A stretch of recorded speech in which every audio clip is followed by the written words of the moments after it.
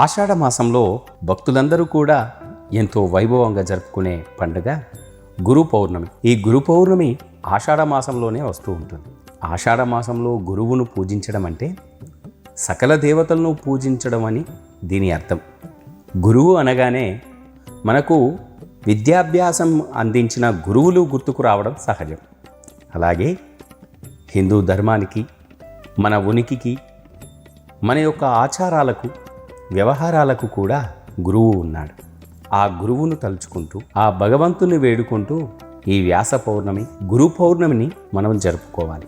మాటల్లోనే వ్యాస పౌర్ణమి అని కూడా మీకు చెప్పడం జరిగింది. ఈ గురు పౌర్ణమిని వ్యాస పౌర్ణమి అని కూడా పిలుచుకుంటారు. ముఖ్యంగా ఆ వ్యాస మహర్షికి జరిగే ఒక గొప్ప వేడుక. ఆ వ్యాస మహర్షి అనే గురువును తలుచుకొని భక్తుజనులందరూ కూడా ఈ రోజున ఎంతో భక్తి శ్రద్ధలతో ఆయన కథలను వినడం, పూజించడం లాంటివి చేస్తే సకల శుభాలు కలుగుతాయి. ఆషాఢ మాస శుక్లపక్ష పౌర్ణమి గురు పౌర్ణమి లేదా వ్యాస పౌర్ణమి అని కూడా పిలుచుకుంటారు. ఈ సంవత్సరం జూలై 10వ తేదీన జరుపుకోవాలి. ఈ పవిత్రమైన రోజున భక్తులందరూ తమ జీవితానికి మార్గనిర్దేశం చేసిన గురువులను సత్కరించి వారి ఆశీస్సులను తీసుకోవాలి. ఈ రోజున భక్తులందరూ కూడా ఉపవాసాన్ని కూడా పాటించాలి. మన హిందూ మతంలో గురువును భగవంతునికి, భక్తునికి మధ్య సంధానకర్తగా కూడా గుర్తిస్తూ ఉంటారు.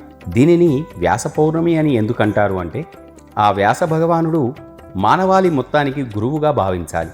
ఎందుకంటే ఆ వ్యాస మహర్షి వేదకాలపు సంస్కృతినంతా 4 వేదాల్లో సంకలనం చేశాడు.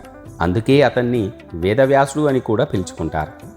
అంతేకాకుండా ఇతిహాసంగా పిలువబడే మహాభారత రచన కూడా ఈ వ్యాస మహర్షి చేశాడు కూడా. అందుకే ఆ వ్యాస మహామునిని ఈ రోజున జన్మదినోత్సవంగా జరుపుకొని గురు పౌర్ణమిగా కూడా జరుపుకోవాలి. ఈ గురు పౌర్ణమి గురువు శిష్యుల మధ్య సంబంధానికి ప్రతీక.